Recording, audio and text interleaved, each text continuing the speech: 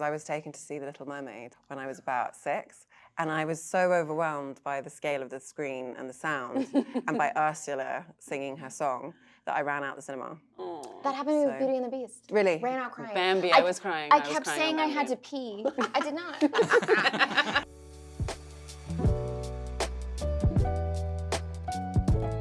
When I received Alana Francis's script, I felt that it was a story that I hadn't really seen on the big screen before. I think we see a lot of films about the physical side of abuse, but I hadn't really seen anything about emotional abuse, and I've been quite inspired by some recent films like The Assistant, which are very subtle in their handling of quite difficult contemporary issues. And I thought that this might be an opportunity to do something within the scope of a relationship, which could be quite subtle and nuanced. Alana Francis did this amazing job of kind of capturing this tone and this atmosphere that felt so heavy and claustrophobic and oppressive, and it really felt like a piece of poetry within a screenplay. There's a lot of confusion and so much discomfort in the uncertainty of what's happening.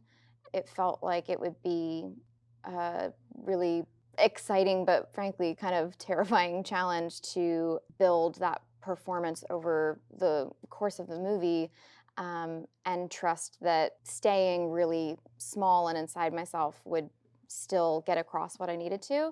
Well, it was a bit different for me. There's a lot of roles around right now for men my age that investigate these kind of themes. And part of you wants to push against that and say, like, I'm not like that. Like, I want to be seen differently.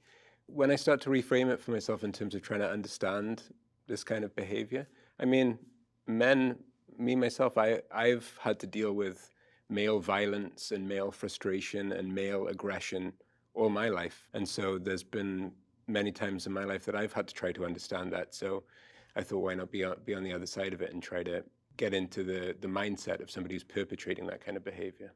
The thespian in me was really excited to kind of tackle these beautifully written scenes with these grounded characters and kind of get into the meat of what's happening, in the dialogue, what's happening with the relationships in these very intricate moments, and that's something that really excited me about this project.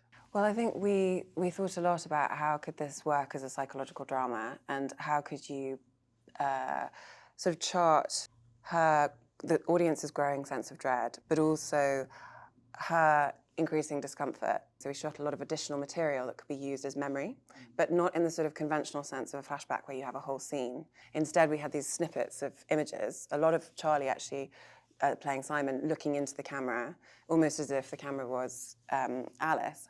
And then we would plant them at moments where it's almost difficult to read what's being expressed, but you have a sense that the character of Alice is in a moment, but she's also responding to something that's outside of that moment, and it's quite jarring. Because I think Alice is going through something very internal that isn't accessible easily.